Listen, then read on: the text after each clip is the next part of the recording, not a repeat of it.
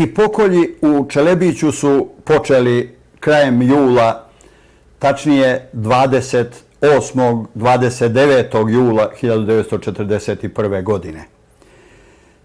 Dušan Vujanović, jedan od ljudi iz Čelebića koji je preživio taj pokolj i doživio svoju stravičnu porodičnu tragediju, ispričao nam je detalje tih pokolja, onoga što se tu dogodilo tih posljednjih julskih dana, posebno 30. jula na Ognjenu Mariju Livanjsku.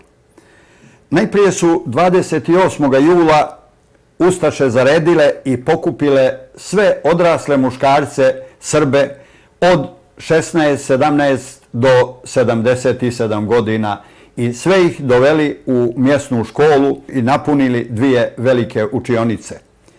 Pojedini mlađi ljudi su uviđali šta se tu sprema i predlagali su da u toku noći iskoče kroz prozor, da likvidiraju dvojicu, trojicu stražara koji su čuvali školu, ali nažalost stariji ljudi nisu vjerovali da je moguće da će njih neko pobiti, odnosno da im prijeti nekakva opasnost, jer oni su mirni ljudi, nikome nikakva zla nisu učinili i vjerovali su da se ne može dogoditi da ih ustaše pobiju i da im spremaju ikakvo zlo, da treba svi da ostanu mirni do jutra, pa će jutro pokazati šta se to tu sprema.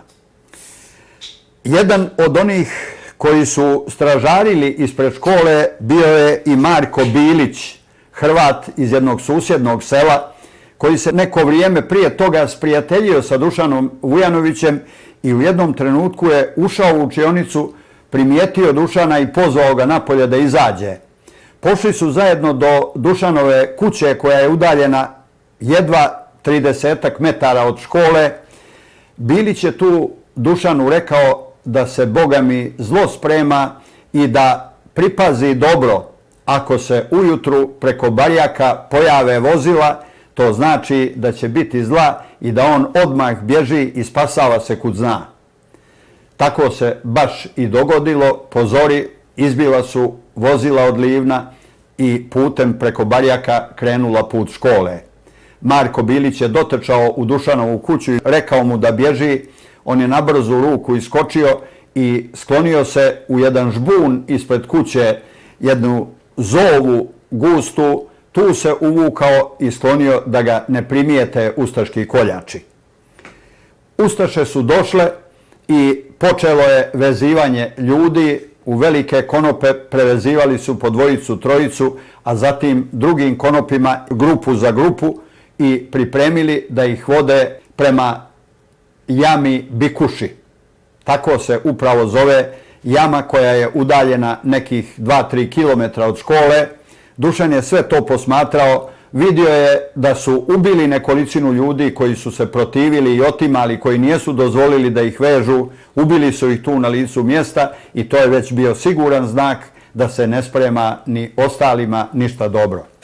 Tek kad su došli blizu jame Bikuše, svi oni su shvatili šta je i kako je i šta su naumile njihove komšije, da će ih pobacati upravo u tu jamu.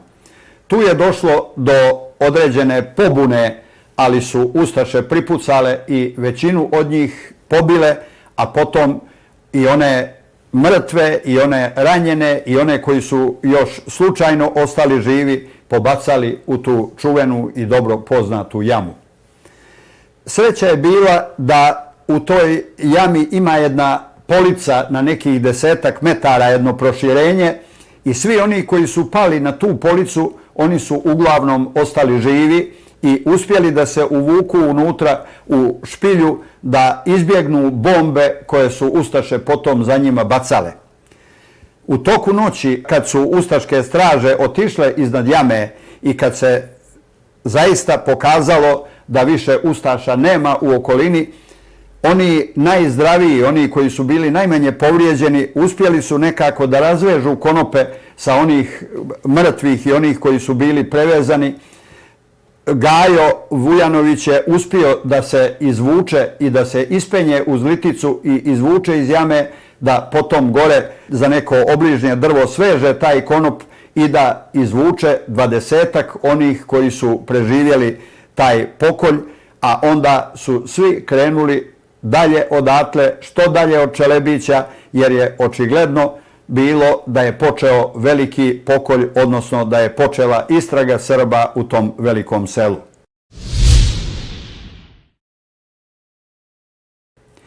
Istoga dana, kad su odveli muškarce odrasle i zrele prema jami Bikuši, ustaše su krenule da kupe svo ostalo stanovništvo, ne ostavljajući ni djecu u kolijevkama, sve su ih dotjerali u školu i zatvorili u te učionice.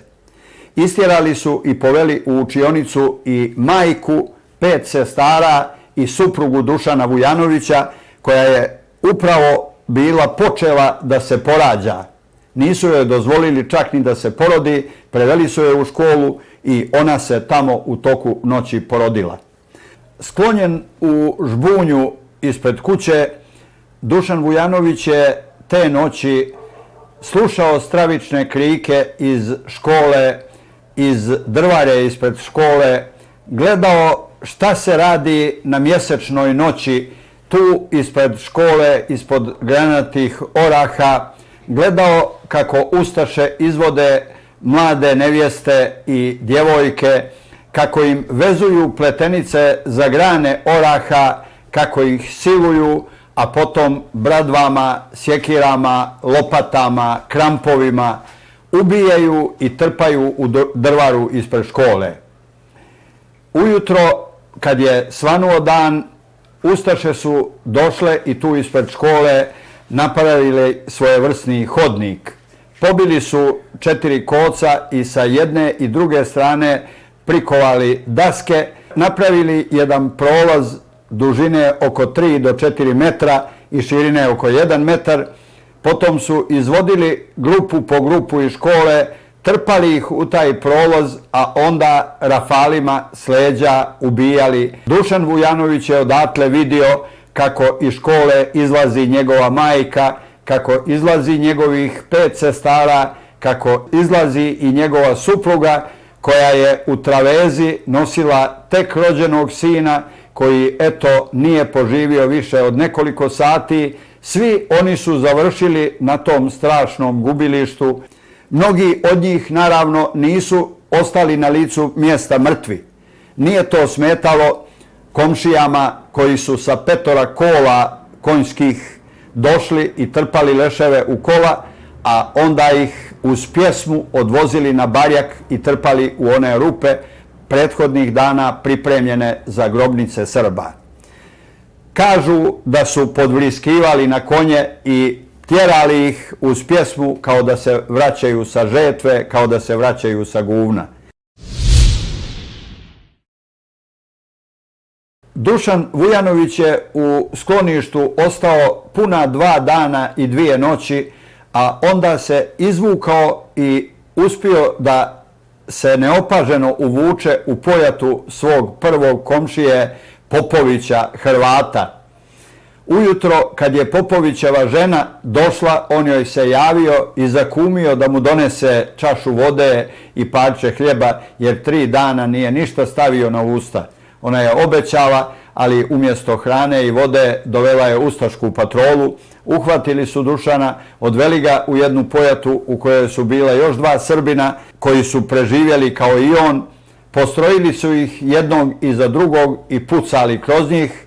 Dušanu je metak prošao kroz rame, nije ga teško povrijedio, ipak je ostao pri svijesti, pao je, ali je ćutao dok se ustaše nijesu za trenutak udaljile.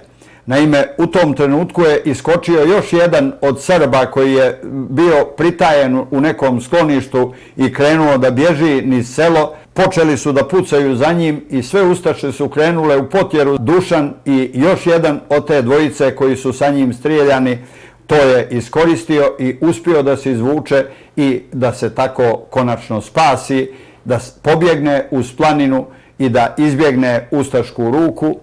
On će se kasnije vratiti u svoju pustu kuću poslije nekoliko mjeseci, kad su prestali pokolji i kad su Srbi mogli da se vrate u svoje kuće, jednog dana je u njegovu kuću došao i njegov dobrotvor, njegov prijatelj Hrvat Marko Bilić i dao mu jedan zavežljaj u kojem je bilo nekoliko hiljada dinara i jedan srebrni prsten koji je majka spremila i dala Marku da ga preda Dušanu. Bila je to jedina i posljednja uspomena na majku i na njegovu izgubljenu porodicu.